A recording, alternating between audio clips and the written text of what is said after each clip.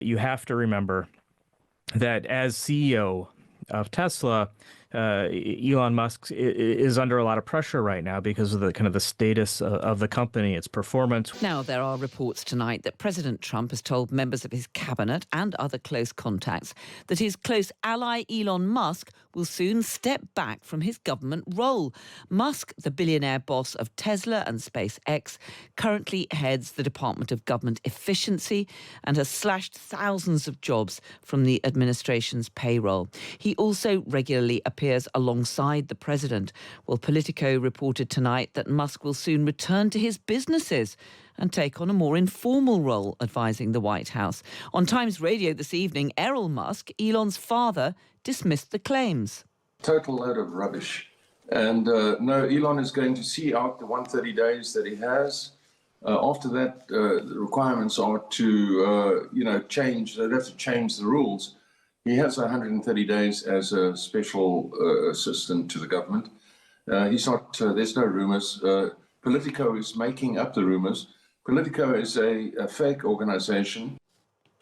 Well, Tim Higgins is a journalist at the Wall Street Journal and author of Power Play, Tesla, Elon Musk and the Bet of the Century. Hello, Tim. Hello. Good to have you with us. What do you make of this report? Seems to have been led by Politico, suggesting that Musk might be about to step back from his government role. Yeah, I think it's a definition of about. And what we're reporting here at the Wall Street Journal is that he's expected to step down from this role as a special government employee when that kind of period of 130 days ends, likely by this summer. There had been some thought that he might stick around longer.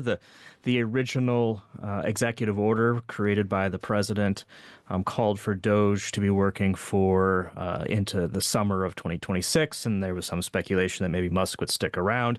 But in the last few days, signals have been coming from both Musk and from the president that maybe it's time for him to go back to Tesla, go back to SpaceX. You have to remember that as CEO of Tesla, Elon Musk is under a lot of pressure right now because of the kind of the status of the company, its performance. We just saw this day the results from the first 3 months for its deliveries, global deliveries, down worse than a lot of analysts were expecting. It's just a very tough period right now for the car company that he's supposedly running. So just to be clear, this 130 days, which his father mentioned, that was the term that he was supposed to be doing this job in the first place. I'm trying to do a quick calculation from presumably Inauguration Day, and that only takes us up to about June, doesn't it? Are you saying that you think that when that initial period is over, that he will then step back? That seems to be the signaling that's going on currently. That's what my colleagues at the Journal here are reporting, is that he's expected to leave at that period. I don't think anybody expects him to be divorced from the Trump administration at that point. However, it's likely that he would and continue to try to influence and advise and pop up as he does. But this idea of him essentially living on the White House grounds seems to come to an end. And remember, at one point, Musk was talking about how he's working and his people are working 120 hours a week. The one thing that Musk, who's, trying to develop space travel and electric cars and robots and all these things, has not yet figured out how to do is add more time to the weekly clock. And that's kind of what he needs with all of his kind of engagements around the world and around business. And so one of the things we've been hearing is just that from Musk, and from the president, is just the pressure that Musk is under for his going back to his companies to pay attention to them. Yeah, let alone all those children, which he also likes to bring along to the White House every now and then. Just looking at Elon Musk's position as such a billionaire boss. He's got SpaceX, of course, as well as X, which was Twitter. As you mentioned, the Tesla sales have really been hit by some of the campaigns of boycotts and businesses that simply don't want to buy the cars anymore. I just wonder, when you're running such big businesses as that, how these tariffs are going to work, because presumably many of those businesses are reliant on imported components, and surely that's going to make life even tougher for Elon Musk. Oh, absolutely. And Musk has even said that Tesla would feel some of the pain of these tariffs. He is a person who, over the years, has been against the idea of tariffs. That said, investors seem to think, are betting, that Tesla will be better off than some of its competitors, even some of its U.S. competitors. I think of General Motors, based in Detroit. They've got a large percentage of their vehicles that are not actually made in the U.S. They're made in Mexico and Canada and Korea and imported in, and will face those tariffs as well. And so Tesla tries to sell where it builds. That's a long-held philosophy of traditional car companies. Henry Ford believed in that. General Motors at one time believed in that, and it is important in these kinds of times for kind of geopolitical uncertainty. That said, Musk and Tesla face challenges in other countries with retaliatory issues. You have to remember that. So is there going to be some tension, some friction here between Elon Musk and Donald Trump? Trump loves these tariffs. Elon Musk is going to find his businesses hit by them.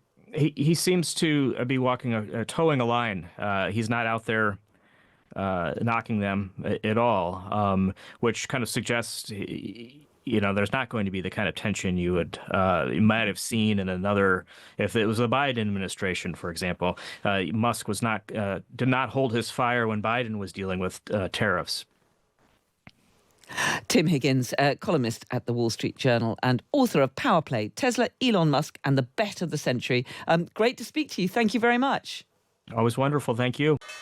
U.S. stock indexes rebounded to close higher on Wednesday ahead of President Trump's tariff announcements, with the Dow adding more than 0.5%, the S&P 500 gaining almost 0.7%, and the Nasdaq climbing nearly 0.9%. Trump, after the trading session, announced a 10% baseline tariff on all imports and higher duties for many of the country's biggest trading partners, ratcheting up a trade war he kicked off upon his White House return. Stock index futures moved lower after the announcement, indicating investors expect losses when Wall Street opens on Thursday, while gold rose. David Lott, chief investment officer at Abound Financial, said despite the further clarity on tariffs, markets may take months to sort through the ripple effects. As I speak with clients, I think that their thoughts on how the markets are going to move and shake and how the economy is ultimately going to respond to these tariff adjustments is going to take longer. And so investors, I believe, are pretty offsides and pretty conservatively positioned or betting against the positive, if any, outcome of the tariff decision making. And so I think that even as we get more information today, it's going to take people some time to digest that news and decide what they think about it. Economists say Trump's tariffs could boost inflation and also slow the economy. During his remarks, traders boosted bets the Federal Reserve will start cutting interest rates in June and deliver a total of 3/4-point reductions by October. Stocks on the move Wednesday included Elon Musk's Tesla, which closed up more than 5% but tumbled over 4% during Trump's remarks. And shares of Amazon gained 2% after it was reported the company was bidding for TikTok, though the stock was down 3% after the tariff remarks. Focus now shifts to the crucial monthly non-farm payrolls report, as well as a speech from Fed Chair Jerome Powell on Friday.